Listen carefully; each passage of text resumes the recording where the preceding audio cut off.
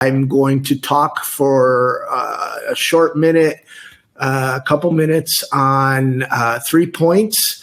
And then Barb is going to say something, and that Mike is going to do the main part of this presentation, which is to run to unpack last year's research. For a little background, if you're not familiar, our first research was 2 years ago. And it was, to me, one of the biggest outcomes is it inspired the John Oliver show on homelessness. If you haven't seen it, I highly recommend it. But producers behind the scenes said that our research helped them shape the narrative of the show. And oh my gosh, Invisible People's COO is online. That means I have to behave. It's just, as many of you know, Invisible People has been doing this for quite some time. We finally had the resources to do an initial research on what people believe about homelessness. And then last year, because we already had that data, and some of it we knew was going to, some of it we could predict. So we didn't repeat those questions. Some we did just to get a benchmark, but the others, what we did is we replaced with questions about faith and policing and race and home ownership. But Mike will go into that much more in detail as we move forward. And it is, all right, I am going to start, and hopefully you all see me, but I just wanted to set this up as the homeless sector and stakeholders and policymakers start paying attention to messaging, which is extremely important. We have to think about it differently than the other kinds of campaigns we run. First and foremost is urgency. This is urgent. There's negative propaganda that's growing in the amount of content being shared and the frequency that it's being shared, from organic social media accounts to actually well-organized and well-funded propaganda campaigns that are pushing for more police action, criminalization, shelters, and they spread a false narrative about housing first and housing. And this negative propaganda is happening throughout America. I'm sure Canada and other places too, but it's happening all the time. It's not just every now and then, and it's growing. And the public is, getting this information, right or wrong, but on a frequent basis. So we have to look at this through a lens of urgency. We have to start taking action. And I'll go a little bit more as we go into the next, which is repetition. So urgency and then repetition. The more people hear something, the more they remember it. And studies have shown that people need to hear a message at least 7 times before it sinks in. But that research is a decade old. And now with today's bombardment of social media and all this information, people are getting all kinds of messaging. Also, we have to take into account that the harmful messaging, the harmful paradigms on homelessness, homeless people, and housing first have been reinforced for decades. So we have to look at any messaging as repetition. So it's urgent that we start doing something. And we need to repeat the positive messaging as much as possible. The harmful paradigms are there constantly being reinforced. And by the time somebody reads a headline or a tweet, that information has been received by the public. And they have already made up their mind. Trying to respond to false information in a defensive strategy, as it's been shared, does not create impact. There's something that's interesting about society that often when you try to defend yourself, it makes you look more guilty, even though you're innocent.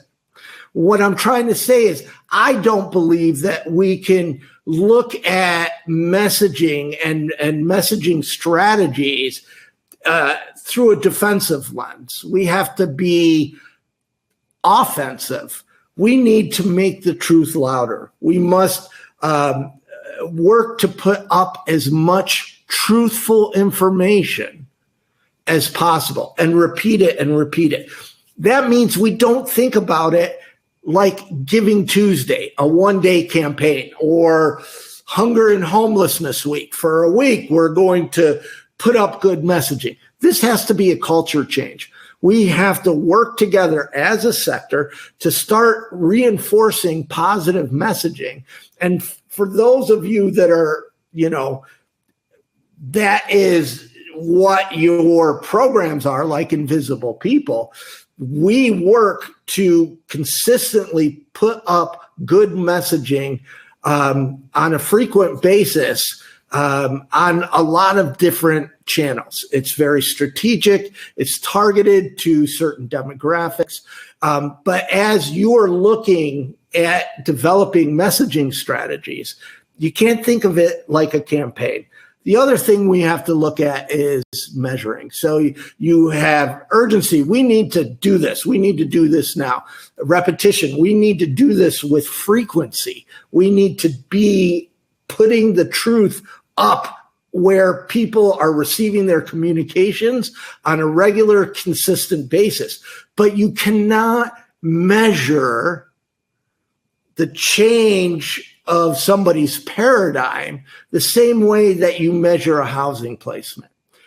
I'm very lucky to work with national brands. We've worked with Ford and Ritz Crackers and Pepsi and Hanes, and we've run some very successful campaigns reaching millions and millions of people. And we measure. There's ways of measuring, but it's not connected to the sale of a car or the sale of socks. Brands know that by repeating messaging and reaching people, that it's going to eventually equate to a sale, a transaction. In the homeless sector, if we look at measuring messaging campaigns the way that we measure success or failure in homelessness, it's not going to work. And this is for people running these campaigns, and especially for funders that are now funding messaging campaigns. We have to think differently about how we measure change. And there are ways to measure paradigm shifts. Many of them are extremely expensive, and we don't have the money for that. It would be better to fund the campaign itself than just measuring the campaign. So urgency, repetition. Urgency, we have to start doing this now. Repetition, we need to do it constantly. And we have to measure change, measure messaging campaigns differently than how we measure everything else.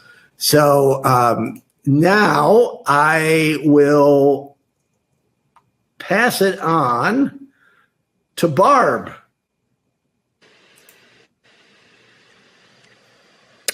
Hello, everyone. Barb Poppy, it's really good to be with you. I am fortunate to get to be a volunteer with Invisible People, and this is the second year that I participated on this work with the study that Mike, who is going to share with you kind of the amazing results. Mark asked that I kind of tee up for you why I think this is so important. And I guess what I have learned from this research, both last year and this year, is to a better understanding of what the general public actually thinks, which importantly is what influences what our public officials think. Our elected officials are driven by what they see in the media, but also what they hear from their constituents. And I think too often it is a negative story when in fact there's so much good work happening in communities, and there are so many more people who are behind us than against us, but we are losing ground in those areas. And the reason this is so important is because the general public's influence over our elected officials is what drives policy. It's what's driving whether we're going to criminalize homelessness and sweep people off the streets rather than providing the solutions that work. It also is whether there's going to be investment in things that actually make a difference and getting people off the streets and into safe housing, or whether we're going to invest in things that punish people for the act of being homeless. So it's very, very important to understand what is driving people's understanding of homelessness and what their beliefs are about solutions to that. We can only change public opinion by being clear about the lives that are experiencing life on the street, as well as what actually works and how that fits with what people's current beliefs are. So this research this year, it should help us do a better job in influencing policymakers and also getting the kinds of investments and the amount of investment we really need to solve homelessness. I think we all know that for the last 40 years, homelessness has been kind of a result of what some would say is a really bad game of musical chairs. And I think what's happening and what we can see is that the number of chairs in the circle has been dropping. At the same time, there are more people who are competing to get those to play the game. And so unfortunately, we're seeing more and more people who are left out, and we can only change that if we can change the ways that our public officials make their decisions. So I'm very excited about this. And I thank Mark and Mike for doing really amazing work here. And I'm really glad all of you have joined us to learn more about what the research is and how you can help craft more positive messages that can get the kind of changes we want in the world. So thank you for the chance to be here today. And I'm going to pass it, I think, over to Mike.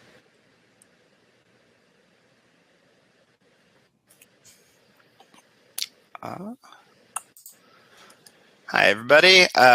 Give me one moment while I pull up the presentation we have for you all.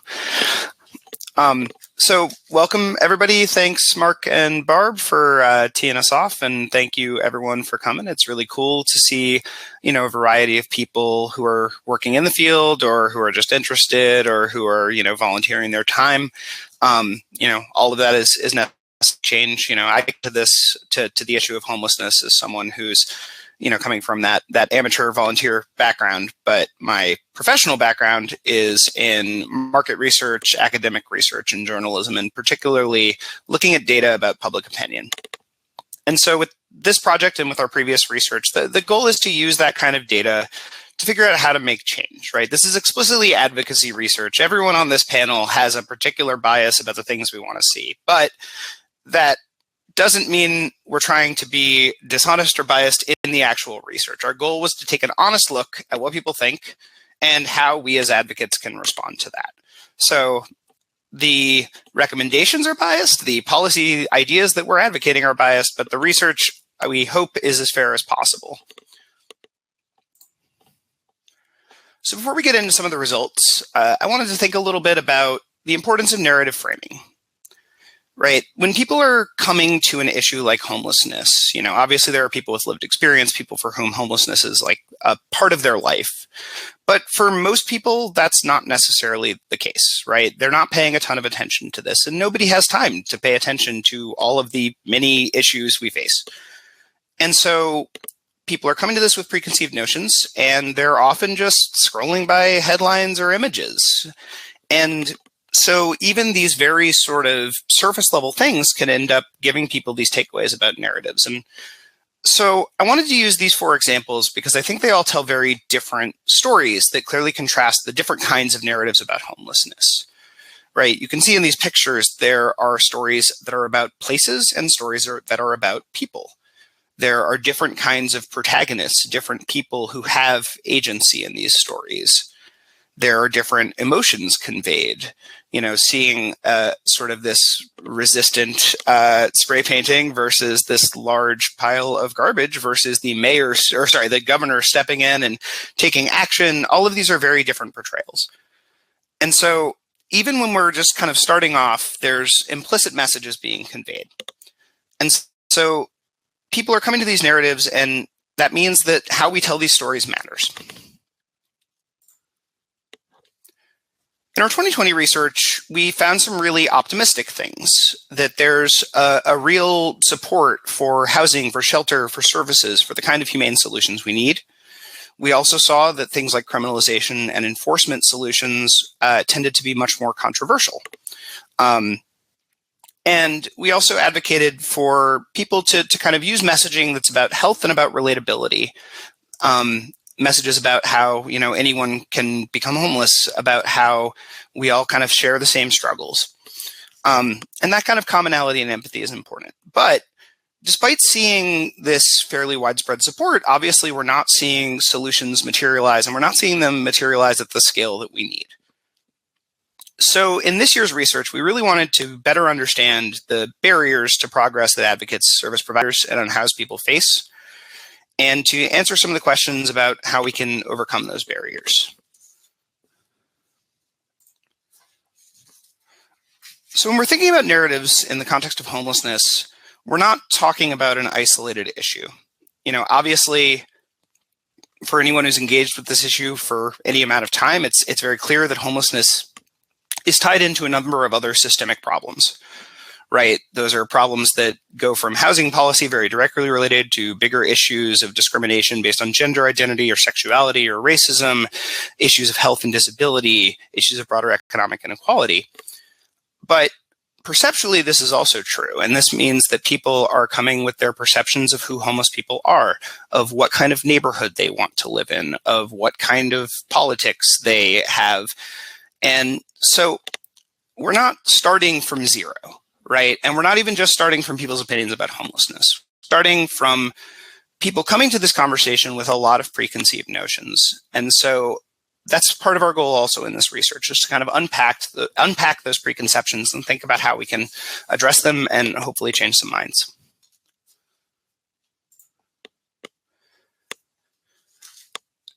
So in this presentation, I want to address kind of 3 narrative barriers that advocates often face when pushing for solutions to homelessness. The first is this idea that we don't have a housing problem, we have an X problem, something else, right? That could be a mental health problem, an addiction problem, a crime problem, or morality problem, that people are just individually not living up to their obligations.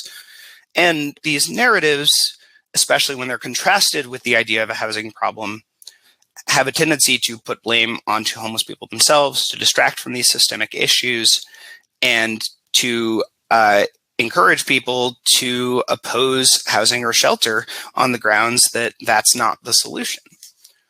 The second narrative is that the ideal neighborhood consists of single-family homes.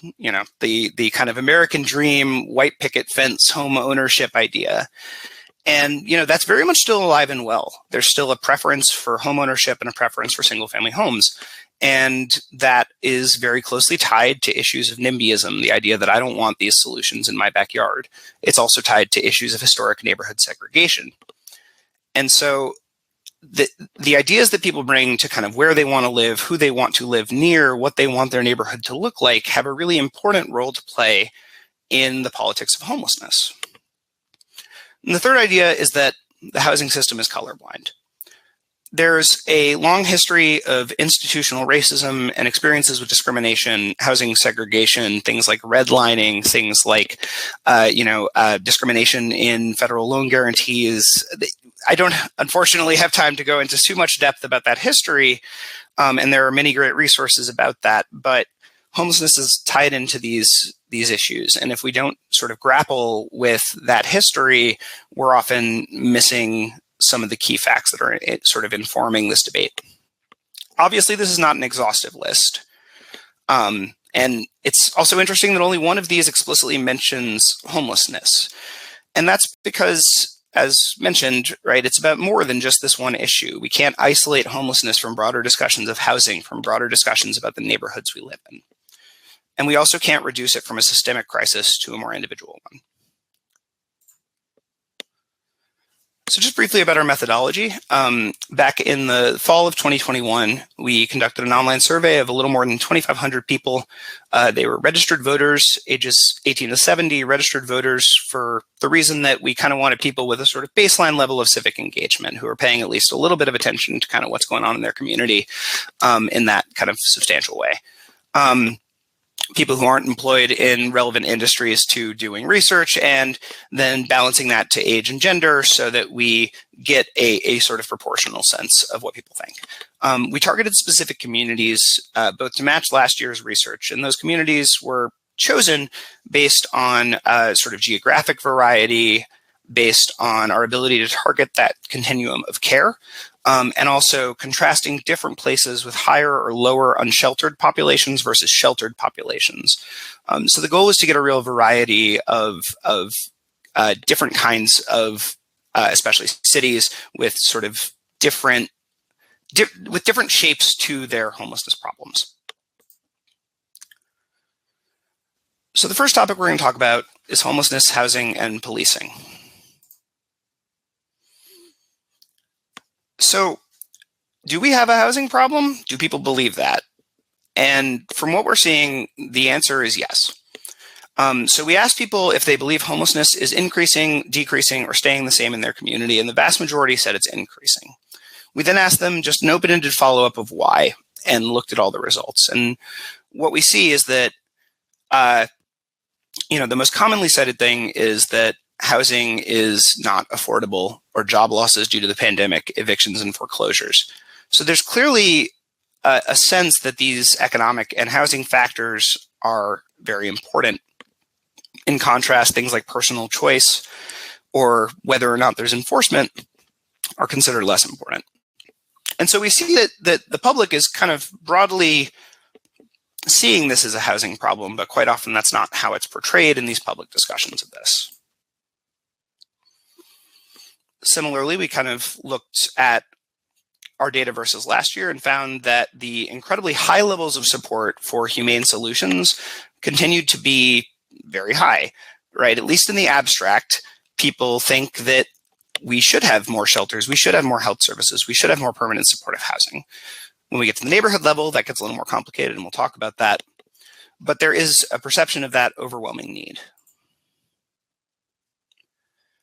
When we talk about how members of the public view homeless people, it gets a little bit more complicated. So while there's this broad support for solutions, we see a little bit more ambivalence, and we see things like discomfort around homeless people in about half of people that we surveyed.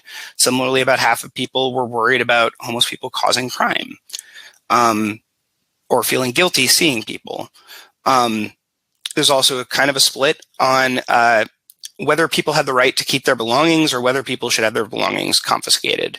The majority are on that more sympathetic side, but we're seeing that number move a little bit towards less sympathy compared to last year, which is kind of consistent across these measures, except for just this issue of comfort. And so it's not a huge swing, though these things usually move slowly, but it is certainly a concerning sign that a lot of these messages are affecting people's opinions of homeless people themselves. So obviously the last year, and really beyond that, certainly since 2020, but before that at a lower volume, issues of crime, policing, and danger have been very loud in the news. There have been stories about countless cities facing chaos and lawlessness, about spikes in crime.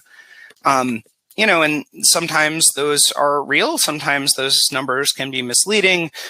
People come to these stories with different agendas, but certainly this narrative of a massive increase in crime and this perception of sort of chaos on the streets is out there. And this ends up having a very big effect on the homelessness debate because these two issues become conflated. The presence of homelessness becomes the evidence of danger or chaos or crime, even if it's not necessarily contributing to it.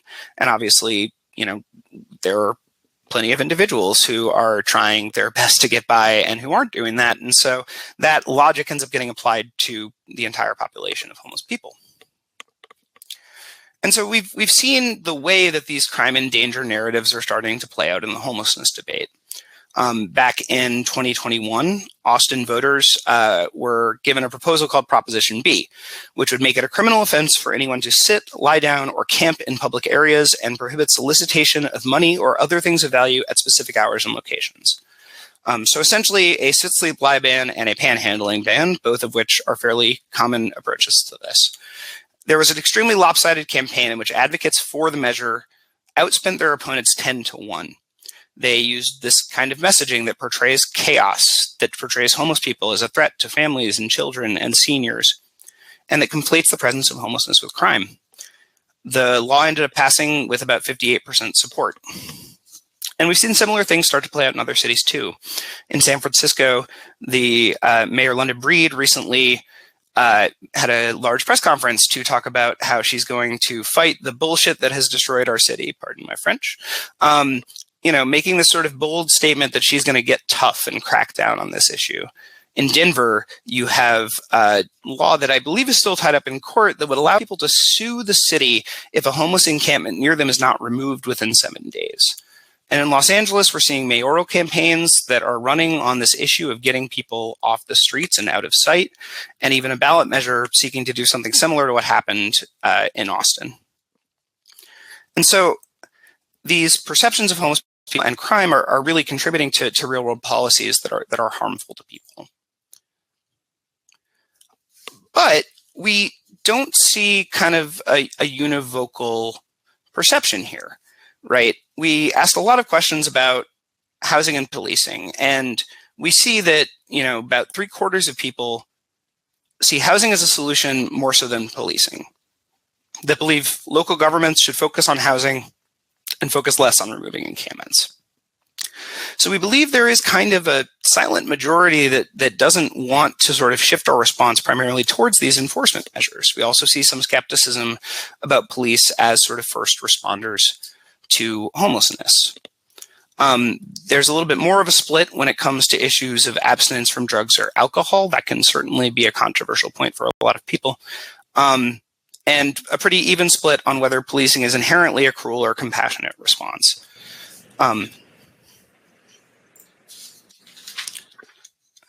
So we also wanted to get into slightly more specific enforcement policies. And there's an interesting split here because depending on how you frame these questions, you see very different answers, right? So when we talk about, clear sidewalks and accessibility, or we talk about, protecting schools and libraries from nearby encampments, those are very popular, right? Talking about children, talking about sidewalks, these things can make people more comfortable with enforcement against homeless people. In contrast, when we talk about the actual enforcement of those things, right? So removing or arresting people, confiscating property, when we talk about the effects of those policies, support for them goes way down. And this is a big lesson for advocates, right? Like we need to, if we're pushing back on enforcement policies, on sweeps, we need to really focus on the stories of harm done to people, because that's what speaks to people and that's what creates that empathy.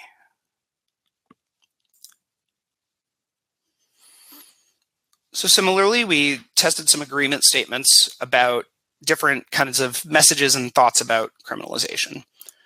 And we see that the ones that are popular are often the ones that are talking about kind of providing for positive change, right? So helping people who are leaving prison to kind of re-enter housing, helping to provide services like trash pickups and public restrooms rather than criminalization and enforcement, focusing on the way that unhoused people are victims of crimes. And And so again, right, we see that this focus on positive solutions and on the sort of specific effects on homeless people themselves can really be a driver of empathy.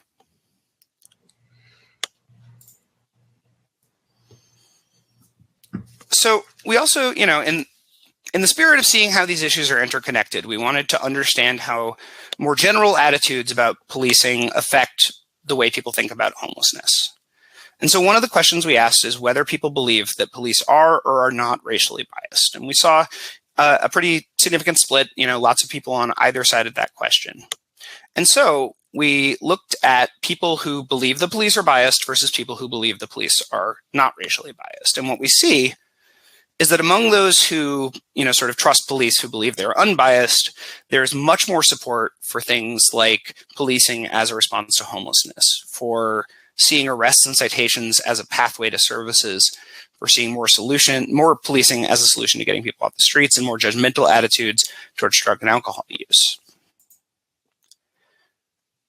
Now, it seems obvious that policing opinions would affect opinions about policing homelessness, but you also see that these groups are very different in terms of their support for housing and shelter.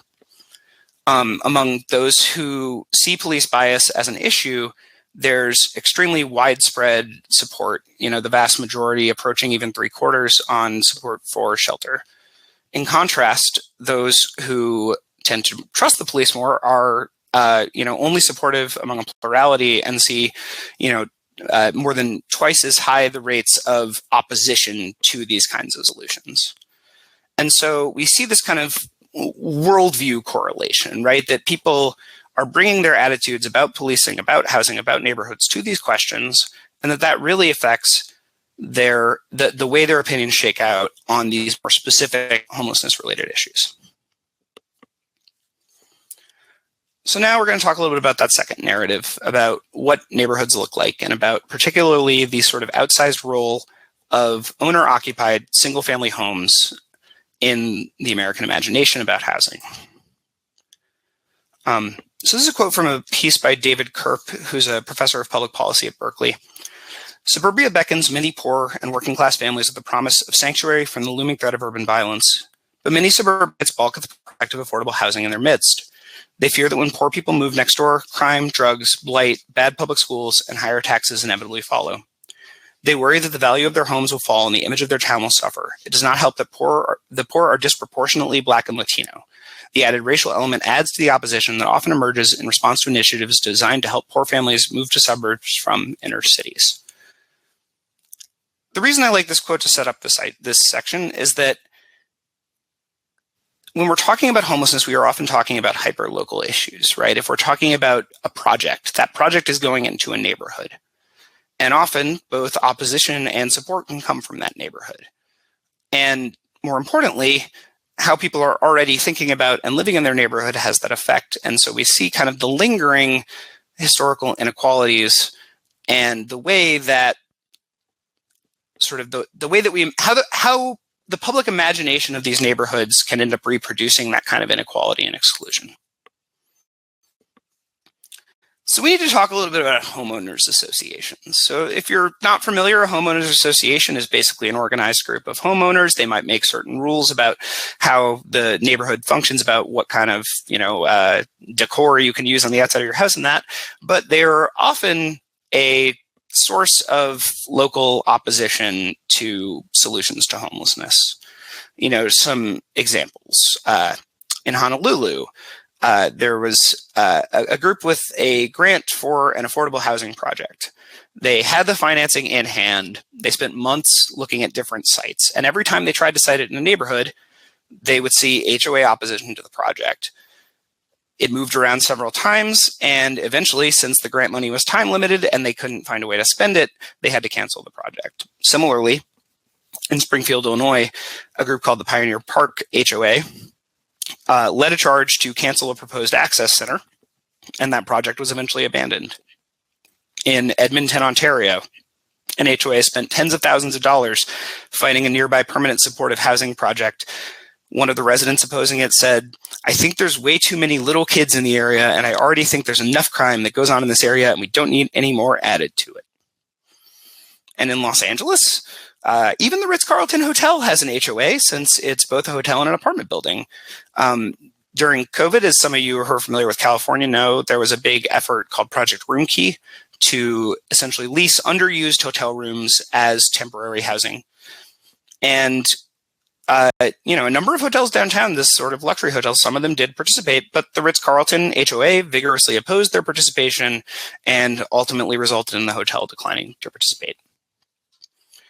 This local opposition can take many forms. It can be a recall campaign, it can be a street protest, it can be a series of lawsuits, but all of these have the potential to stall or even kill developments. And particularly, this is exacerbated by the fact that homeowners are such sort of important stakeholders in these neighborhoods. They're considered the most sort of legitimate owners of those neighborhoods, and that creates problems. But more than anything, this is a reminder that these conversations are hyper-local, right? These aren't sort of citywide advocacy groups, and in fact, they aren't even advocacy groups on homelessness or housing necessarily at all. They're voices in the community, and that gives them a lot of legitimacy and makes it a lot harder for us, especially if we're coming from the outside, to gain trust. And so our challenge as messengers then is to figure out how to productively participate in those local conversations where we're starting from a disadvantage. So we wanted to know what kinds of housing people want to see in their neighborhood, just at a very basic level. What they want more of, what they want the same amount of, what they want less of.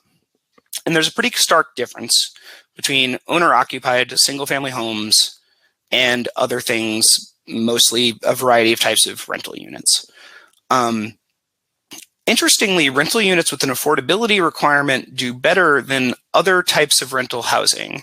So there is a desire for some affordable housing, but overall, what people want to see in their neighborhoods are largely single-family homes. And that has an effect on the ability to build units at scale when we're trying to build a permanent supportive housing complex, when we're trying to put in affordable units. We also wanted to know how people feel about different actors within the housing space. So we're broadly defining the term actors here, right? That includes people who are homeowners, that includes people who are tenants, that includes people who are providing housing. And again, we see a pretty stark divide. Homeowners are held in very high esteem by the majority of people. Among renters and tenants, you see a lot more skepticism and a lot less support. And then public officials, landlords, and especially real estate developers, I think developer might be a word that's scaring some people, are much more sort of divisive, right? There's a real split in the public on opinions on that. But the important takeaway here is really this point about homeowners and the way that this perception can give the statements of homeowners and HOAs in particular kind of an outsized importance in these discussions. The other important part of this is that homeowners have somewhat different views on issues of homelessness than their neighbors who might be renters. And obviously not everyone. There are plenty of homeowners with good attitudes and plenty of tenants with not so great attitudes, but we see a pretty stark difference in terms of support for housing and support for shelter, and in particular in opposition, where homeowners are almost twice as likely to oppose shelter and a little more than twice as likely to oppose housing. Similarly, we also see a lot more concern among homeowners for things like lowering property values, for the idea that we should build homeless housing where it's cheapest, that it should be away from residential neighborhoods. And so there's a kind of built-in opposition that we see among homeowners who, again, are also empowered community members. We also see a relationship between homeownership and NIMBYism. So the data here is a little complicated, so I just want to stop to explain a bit. So we wanted to compare support in general for something like a shelter or a permanent supportive housing building to support for that thing specifically in your neighborhood. So the kind of gray-black bar is general support. The orange bar is support where you live. And what we see is that the drop-off in support when that project is in your neighborhood is much higher among homeowners than it is among renters.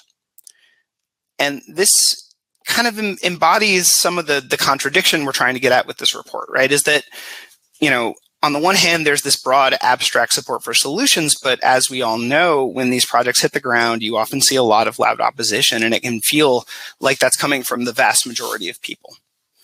And we believe a big driver of that is this kind of not in my backyard effect. But just as policing attitudes bled into attitudes about housing, we see that homeownership also has correlations with attitudes about criminalization and enforcement. Homeowners are much more likely to support policing as a compassionate response, to see arrests and citations as a pathway to housing, to support increased policing and harsher criminal laws as solutions to homelessness. And so, again, we kind of see this nexus of attitudes, right? And obviously no one factor is determinative, but at the same time, they are contributing factors to these negative narratives about homelessness and housing. And so as advocates, we really need to be mindful of this, because it's very easy to separate homelessness as an issue from these kind of broader issues of housing and neighborhoods, and especially the kind of softer, intangible qualities of kind of how people imagine their neighborhoods.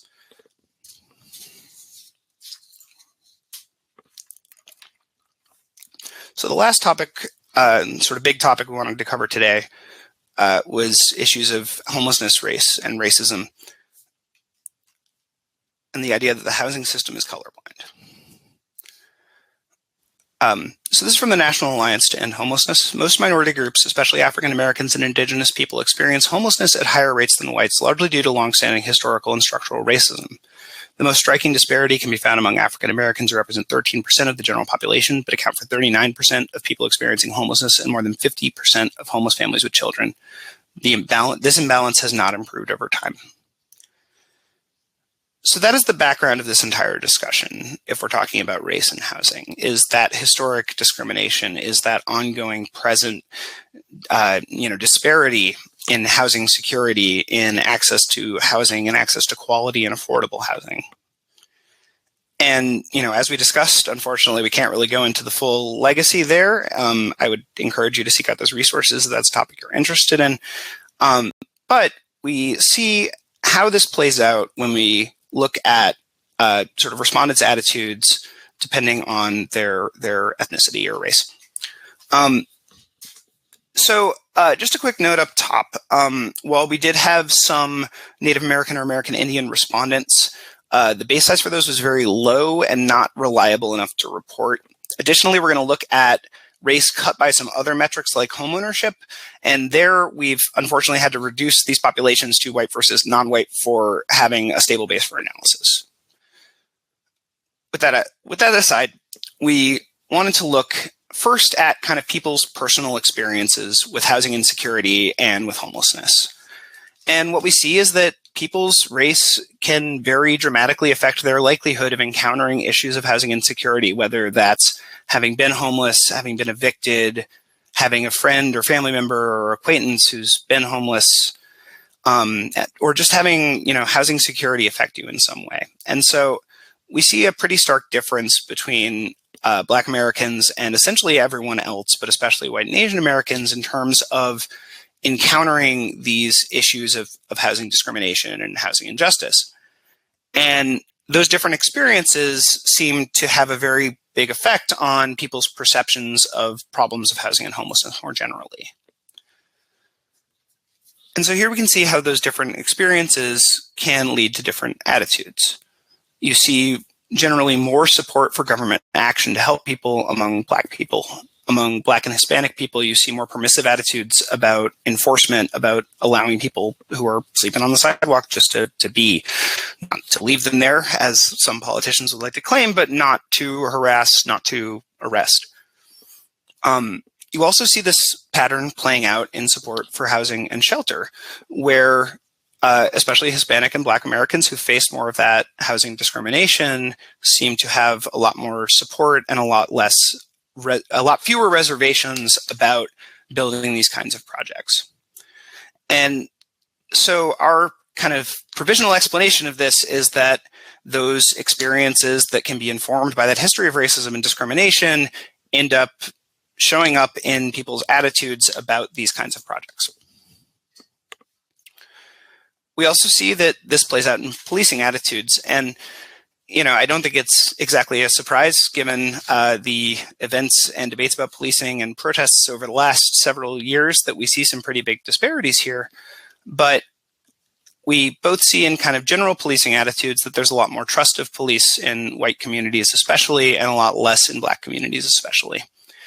And that same pattern, again, is applied when we're talking more specifically about policing and homelessness. About half of white people believe that policing is a compassionate response, whereas it's only about a third among Black people. And that's a pretty serious difference. And I, think is rooted in those very different experiences with both housing systems and policing systems. So there's an interesting effect when we talk about ethnicity in the context of homeownership. So we wanted to kind of see how white and non-white homeowners compare. So when we look at all respondents, we see that in general, non-white respondents are less opposed and more supportive of shelter in their neighborhood.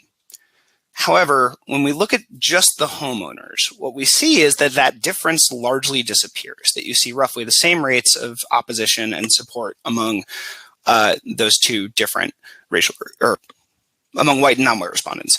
And so again, the point here is that none of these issues are isolated, right?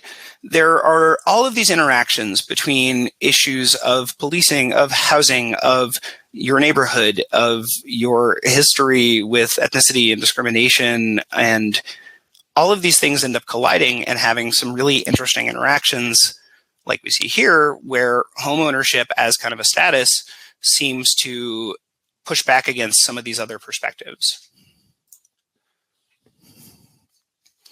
We also looked a little bit at religious people's views, and there's an interesting kind of bucking of the trend here from what we see elsewhere. So we've talked a lot about a lot of examples where sort of pro-policing and anti-housing attitudes tend to overlap. What we see among people who identify as very religious is a little different. We see, on the one hand, a lot of support for housing and services, really equivalent to those who are non-religious. But alongside that, we also see support for harsher enforcement and increased police. Part of this, obviously, well, maybe not obviously, is that the people who identify as very religious were also much more likely to identify as conservative. But interestingly, again, the people who were very religious were much more supportive of housing than other people who identified as conservative, but had more consistent views on policing and criminal laws. And so there seems to be a kind of like moralistic worldview is kind of what we've labeled this, right? That on the one hand, there's this kind of empathy, this idea that, people deserve help, but there's also a kind of judgmental accountability, right? That people have to sort of behave and follow the rules first. And again, religiousness ends up having some interesting interactions with our other kind of variables that impact people's opinions. And so we wanted to look at how religion and race interact. And what we see is that those sort of pro-policing attitudes are people are much less likely to hold those kinds of pro-policing attitudes among non-white religious people. They're also more likely to focus on economic causes like eviction and foreclosure, or sort of COVID-related economic issues as causes of homelessness. And they're also much more likely to have experiences of homelessness themselves. And so we kind of see how this ends up splitting that religious community into a more sort of a supportive project-focused kind of into supportive religious communities and less supportive religious communities. And there are, I think, some lessons to be learned here for advocates too about kind of how we go about trying to find organic community allies, right? Obviously there are plenty of white people and white sort of predominantly white faith communities that are supportive of these efforts, that are doing great work on the ground. And I by no means mean to dismiss them. But when we're trying to sort of identify potential local advocates, that's something we'll talk about a little bit more in a second, it's really important to think about, sort of where we might find people.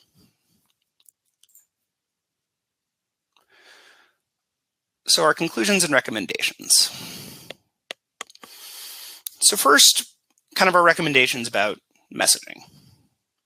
So we need to tell stories about people, and that's probably sounds a little facile, but when we tell stories about systems, it's very hard for people to relate to that. When we tell stories about people, it provides an inroads for empathy. Of course, we need to be careful about how we tell those stories, right? As we discussed up front, we can tell stories where people have agency or where they're purely a victim who's kind of acted on. We can tell stories where the hero is some outside force intervening, or stories where the protagonist is the homeless person themselves. And we need to be very vigilant in thinking about what kind of story we're telling and how we're telling it, and make sure that we are, maximizing the value of that story in terms of building that empathy. We need to speak to concerns about children and families. More than any issue, this is kind of an outsized point in the rhetoric of people opposed to humane solutions. There's a real concern about children and about children being exposed to homelessness. And I don't think we can ignore that. I think we need to address that. And there are different ways we can do that, right? Talking about how, building a shelter or a PSH project is going to bring people indoors. That's going to make it easier for your child to walk down the sidewalk. We need to find ways to reframe this as, this isn't a threat to your children, and talking about the harm that unhoused people face. But importantly, we need to engage in those conversations with empathy. We need to find ways to validate concerns while also pushing back against them. And additionally, that we need to push back on NIMBY sentiment. It can be very easy for people to, want something in the abstract, but want it out there away from me. And so it's important for us to engage with those issues, engage with how that logic can, basically make it impossible to solve these things, to try and persuade people that they need to be part of the solution. Also, more generally about strategy. Again, as we kind of talked about in that first slide, we can use visuals and stories to create implicit messages, right? A story about an individual ends up telling a story about the system. If it's about how difficult it is for them to access services, that also tells a story about how maybe the system is under-resourced or not working correctly, right? If it's a story about how they did go on that journey to housing, it's a story about how that system works. Next, repetition legitimizes.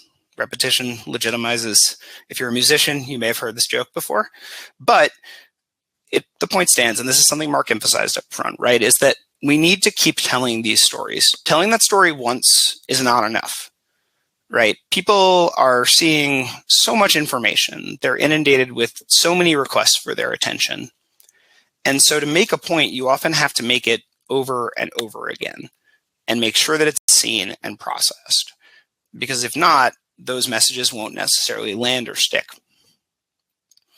And we need to ground messaging in common values, right? In preventing harm to people, in the kind of community that we want to be, in the kind of country that we want to see.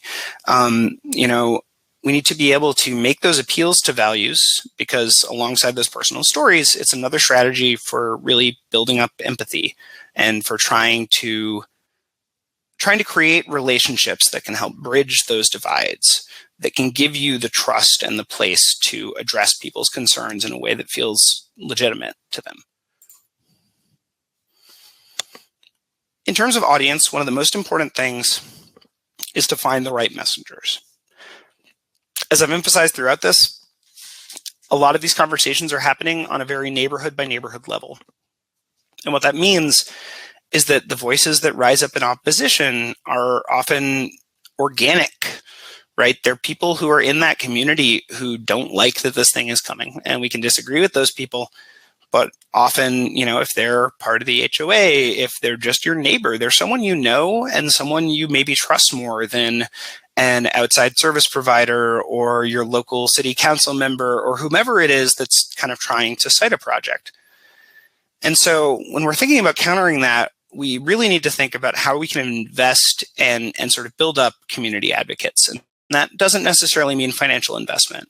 That can mean finding ways to reach out to people, finding ways to sort of build that base of support of, giving community members the talking points, the resources, the information that'll help them persuade their neighbors. Because if there are folks in the community who are willing to fight for that thing, that's going to be your best way to change people's minds at that very local level. The second is just to build empathy, right? Again, this is about appealing to common values, about telling relatable stories, but you need to find that way that you can create an inroads to have those empathetic moments with whomever that audience is, right? If that's a faith group that is a little bit more conservative, is a little bit less supportive, finding ways to build that empathy and that connection are really crucial. And that's a way that, you can find common ground, even if you're coming from very different perspectives at the beginning of a conversation. And alongside that is making a personal connection, right? And whether that's to a big audience of many people or a one-on-one conversation, it's about finding ways to speak to those specific concerns, to speak in a language that people will hear. And then finally, a little bit about kind of advocacy. So coordination and collaboration are crucial. We can't remain siloed as a sector when we're talking about homelessness. If you take away anything from this presentation, I hope that it's that homelessness is intimately tied to all these other issues, both in substance, but also perceptually. And so coordination and collaboration means, working together across issues. It means identifying those advocates that are already in the community, and they might be working on a slightly different issue. They might be, working on a different thing. But if they're in the community and they share those values, those are people that you can connect to. Those are people who have that platform in the community, who have relationships. And those are relationships that can be leveraged to build the support that we need.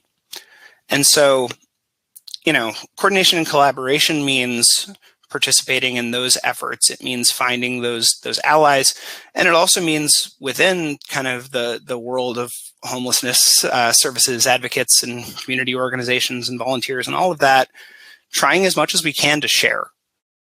There's a lot of reinventing the wheel that happens. And, most of the time that's just because someone doesn't know that someone else already did something. And so the more that, we as advocates can have conversations about what we're doing, about the resources we're creating, about what's working and what's not working, about the questions we have for each other, and about the strategies that we take, the more we can have those conversations, the more we can share materials and resources and campaign ideas and message ideas. The less work each of us have to do individually, and the more we can sort of create that united front, create that repetition that legitimizes, create those lasting messages. And so, I encourage all of you to try and get connected to others in the communities you're working in, or if you're a volunteer, to try and find others who have that kind of, who have those shared values, and to work with others, because collaboration is honestly the most important thing. We need to create this united front, and we need sort of that critical mass of support for solutions, or we're just not going to overcome these barriers that we've talked about today. And with that, I will throw it back over to Mark to wrap us up. And thank you all for letting me share this information with you. Hey, gosh, I could listen to Mike talk all day. I have to listen to Mark talk all day. No, I don't want any more of that. Morgan, thank you for your kind words. We're about ready to go into Q&A. Please, whatever you want to talk about or any questions, now is the time. This is the best time, actually, because it's interactive, and you have Barb and Mike and myself, and we're happy to go in any direction that you want. So I see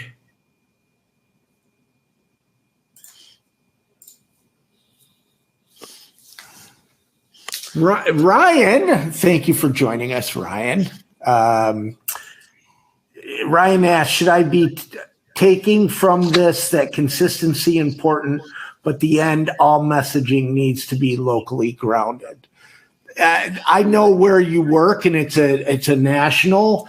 It depends on, to me, and I'll let Mark or Barb answer too, but it depends on what your target audience is. Like, let me just give you an example. So there's currently a lobbying in Georgia that's pushing for, more criminalization and, against housing. That is something that you would want to be very much local, but is it coming from a certain area or the state? The point is, in any good communication strategy, you figure out who it is that you want to reach, what you want them to do, what the call to action is, and where do they hang out? Where are they going to best receive those messages? And then consistency matters. But Mike, maybe you have some ideas? Yeah. To add to that, I guess, I spent a lot of time doing competitive debate back in the day, which was a lot of fun and a great educational experience. But you learn a lot about kind of arguments, and I think here it's kind of important to think about the difference between arguments and warrants, right? So the argument is the top point that you're making. The warrants are the reasons that support that. And so I think kind of breaking down this question about consistency, I think that sort of top level argument is often going to be very consistent, right? It's like, we need housing to fix this problem. We need to build these projects. We need communities to accept them. We need to stop doing cruel enforcement, right? I think where you get that sort of localization is then in the warrants, right? It's sort of, what are the reasons that will speak to that audience that we're talking to, right? That'll speak to my community or this particular room that I'm talking to, right? And so that's, I think, where you can shape those messages, is in kind of thinking about the why and how, and what does this broader point address that can speak to the concerns of that audience, especially if they're a little bit more reluctant to support these kinds of efforts.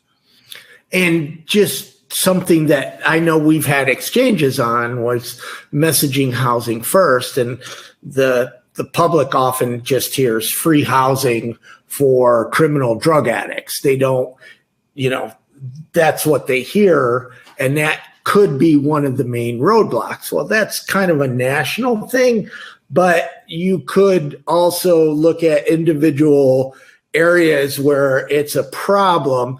And for me, what I would do if I had the resources to do this is I would pick a community and test some messaging and test, how does it work? And you're going to learn to expand to other communities and other communities. So I think hyperlocal is important.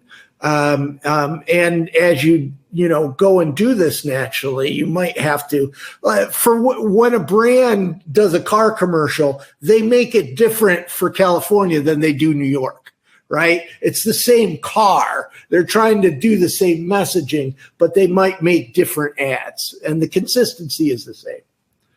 Barb, got anything to add? The other thing I would add is, it does seem that in national media stories, we are not seeing the positive stories that we'd like to see. So it would be really helpful to see, Lester Holt have on the NBC nightly news what it's like to experience homelessness and what works.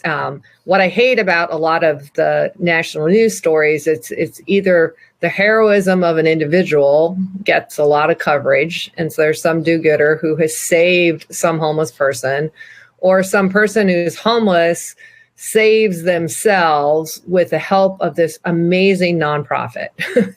And I think that makes the story way too narrow. And we need to really get more of those stories, because the national news does become a validator for the local communities.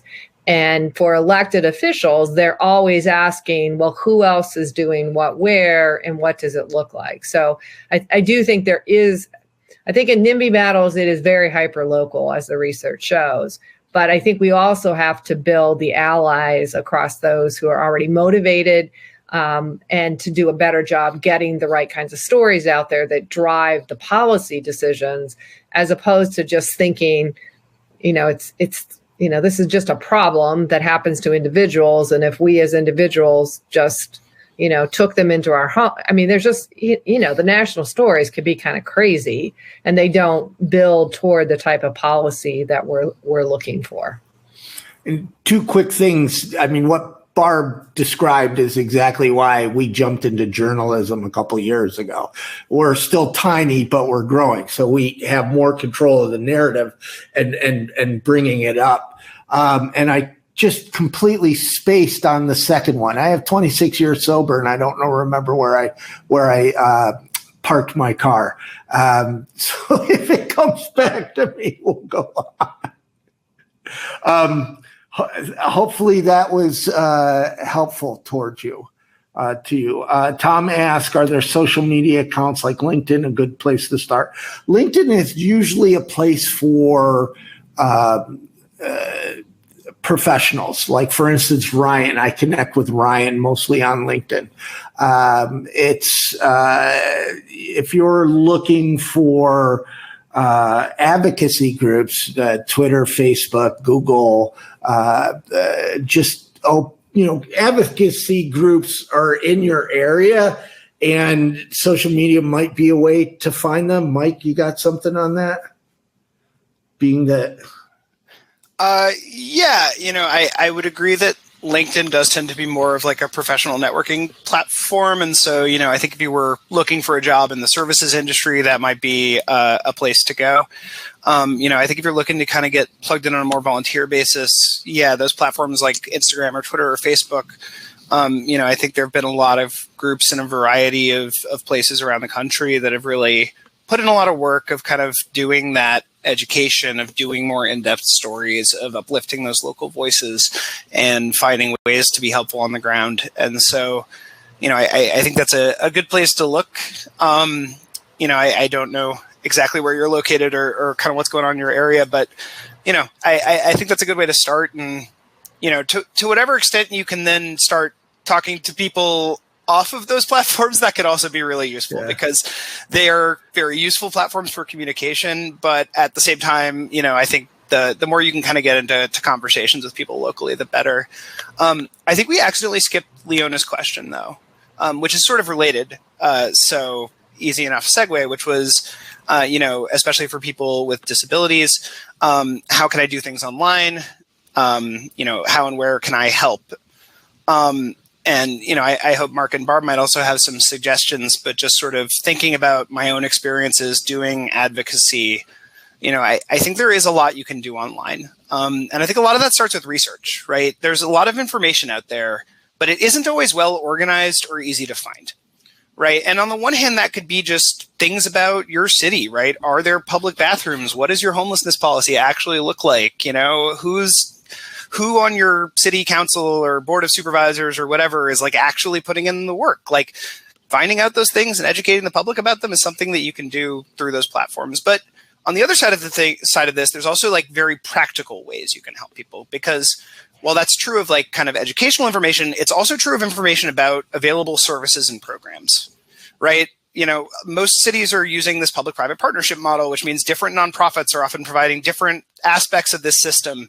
And it can be very hard for people who aren't kind of deeply in that to know where to go and where to refer someone.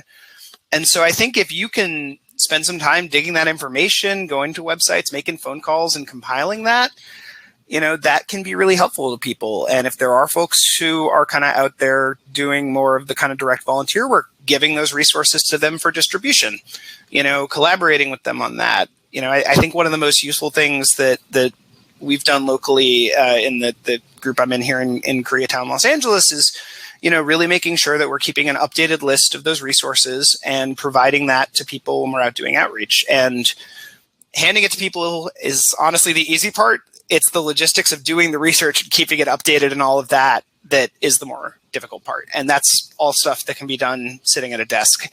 And that, frankly, a lot of people don't want to do. It's not glamorous. It's not always fun, but it is incredibly valuable. So I just any kind of research and sort of putting that stuff together, whether that's educational materials or stuff about services and that really on the ground stuff. I just think that, being willing to dig into a bunch of PDFs and stuff is incredibly valuable. And if you can make that digestible to people, that can be a really useful resource for anyone doing that work in your area. Mandy, I'll get to you in a second. The brain thing came back to me, and hopefully Ryan is still there.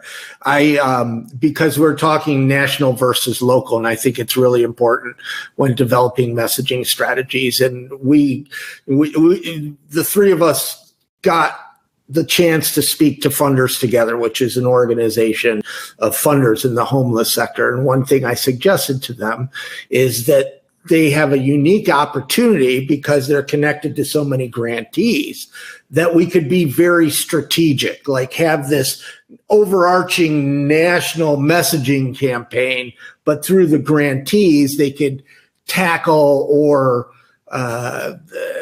do local activations, marketing strategies that are more hyper-local, all connected to a big overarching strategy. So hopefully the funders will go into that. And also coming off of what Barb said, I think one of the things that I wish we would do in the homeless sector, we don't really think about is, and Barb said, the national news, they influence. Well, influencer marketing is really, really big. I mean, you're all very, we know of Kim Kardashian and other influencers, and that might not be it, but you have influencers in your community or micro influencers, and we don't look at that as a messaging strategy. And it could be very, very, very beneficial to look at who are the influencers. Mike talked about, finding those in your community and their influencers to market with. But real quick, Mandy, I wanted to, I think it's important. Mandy writes, in a small rural community, people have lived experience and most effective messaging shares. I agree. They should be trained and paid for their time, but their stories are so important to make small change. Just how we do it with Invisible People is we're mostly a news organization. So our video interviews, the first person interviews, which have the most impact, the person is not paid, but they retain the rights to their stories. If they call me or email me, and I have a whole protocol I go through so everybody knows how to contact me, I will remove their video. I'll remove any photo that I share. And I will go through the history of our social media to remove anything that they want removed. They retain the rights, give the power. Now, if we're in a position where we're going to have the person sign a release, which when we do, we've worked with Oculus, we've worked with YouTube. We're now doing mini documentaries where we do ask people to sign a release. We pay them. We pay them a good amount of money. An actor's day rate, not Tom Hanks' day rate, but if we were going to hire an actor to come in and do a couple hours of work. And I think that is very, very important. And you have to, first and most important is informed consent, that they have to be aware of what that content and those stories are going to be used for. And I really, the people taking the photos, the people writing the newsletter, the marketing people, everybody's getting paid. But usually nonprofits maybe slip $20, $50 to the homeless person. No, pay them. It's their story, right? Yeah, just to add to that a little bit, I think I'd maybe even go a little bit further. I think as advocates, that's great. Speakers bureaus can be really valuable, especially if they're kind of getting people paid and connecting people to those opportunities to speak. But I think it's also really important to push for the inclusion of people with lived experience in decision-making processes wherever possible, whether that's in advisory roles, whether that's just hiring people with lived experience. Honestly, as someone who doesn't have that, working with people who do is what I have learned the most from. Right? It's how I've realized all of the blind spots that I've seen that I have. I mean, not all of them. I'm sure there are still plenty, but every time I've had one shown to me, it's generally in that kind of setting. And when we don't include those voices in decision making, we end up designing systems that don't make sense to the people using them. Right? So the earlier more often and more substantive consultation with people with lived experience, both in terms of advocacy, but also just in terms of, logistics and bureaucracy and system design, and finding people who have that experience and can sort of apply it in that way is really important, because we design systems that aren't well designed for homeless people quite often, and in ways that a lot of people could explain to you, but the people who can explain it to you are people who have that lived experience. And so, I just think beyond even just as advocates, having people in decision-making roles and really in the room as those things are being developed, not just after the fact. You answered Leona's question, and I was like, where is that? I'm missing something here. And now I clicked on the Q&A and it's there.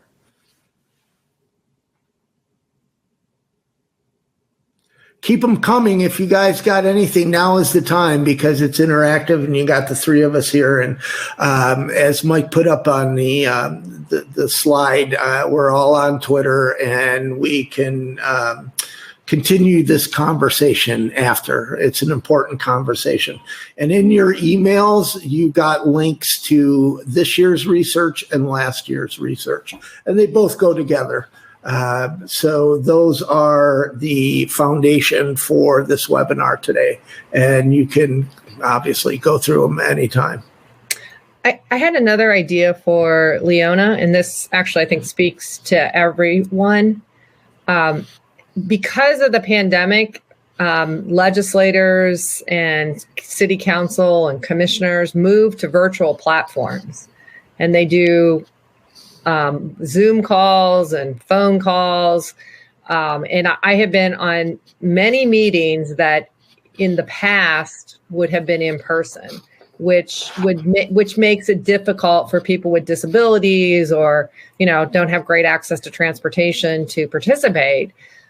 So now those meetings can be taken through the phone. We can do a Zoom call on a smartphone, or if you've got an iPad or a computer, you can do it that way as well. But I think it really opens up who we can include in the meetings. And I'd encourage all of us to think about how we get these meetings scheduled and who we invite to the meetings, and be sure that folks like Leona are able to participate in those, because it gives a chance for that face-to-face, through a virtual platform, but a real spot-on way to really have an impression. And in all of the advocacy meetings that I have ever done, I can say with no exceptions on Republicans or Democrats, if a person with lived experience is with us in these meetings, their words are more important than anything I might say.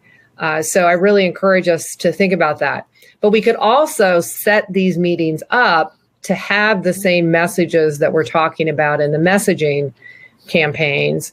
And as Mark said, it's repetition that gets it done. I think Mike reinforced that. So when we're setting up these lobbying visits, be sure that we are not inconsistent with the public messages we're trying to get out, because they only have limited time to listen to us. And if it's something they've already heard through social media or more traditional media, you're going to have more of an impact. So I know we're suggesting the importance of being really strategic and planful, but if we are not as strategic and planful as the opponents are, and don't get Mark going on how the opponents to the work we're doing are well armed and they are ready to do this. They're using all the things we're talking about really effectively. And we have to really step up our game.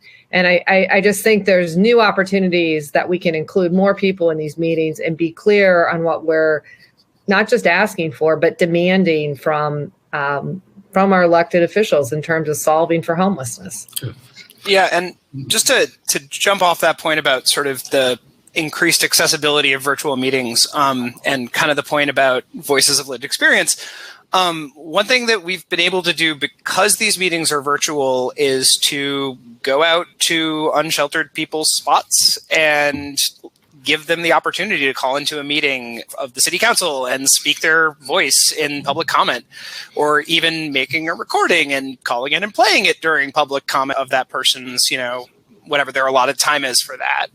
And it was much harder to, with the logistics of people needing to make sure their stuff is safe and all of that, and, getting people to and from an actual physical place, and then having to sit through an hour of front matter before it gets to the comment. Having that virtual access, I think, is a really great way to incorporate, especially people who are currently experiencing homelessness, as voices of lived experience in those kinds of bigger political settings. And I think those voices can be really powerful and can break through to the decision makers in that room in a way that others might not be able to. Yeah. And now that I actually understand the question, and just to play off what Mike said a little bit, and this goes for both in-person meetings and virtual meetings. One of my favorite things to do pre-COVID was, if I was invited to speak at a tech conference or a social media conference or whatever, that's, the general public, not people that work in the social services sector, is I would invite a homeless person to go on stage with me. And I would make sure, because they have challenges we don't. They, whether it be transportation, whether it be food, they might not have gotten a good night's sleep. I mean, homelessness is hell. And to really have homeless people engaged and online, you would maybe, as Mike said, take the phone to them, make sure maybe you have a MiFi or some way they can get on the internet. I know so many times people experiencing homelessness do not have the bandwidth or simply the ability to charge their phone. So you got to take all that into account and make sure all the back end stuff. And it might be a little extra work, but as Barb said, it's worth it, and it's so very important. And Tom, I will go look for a couple of places for you, and I will be back. I'll get back to you, see if I can find any in Tampa.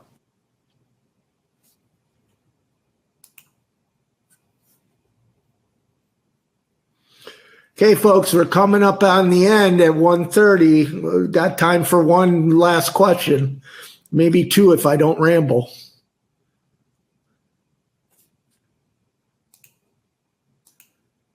Okay.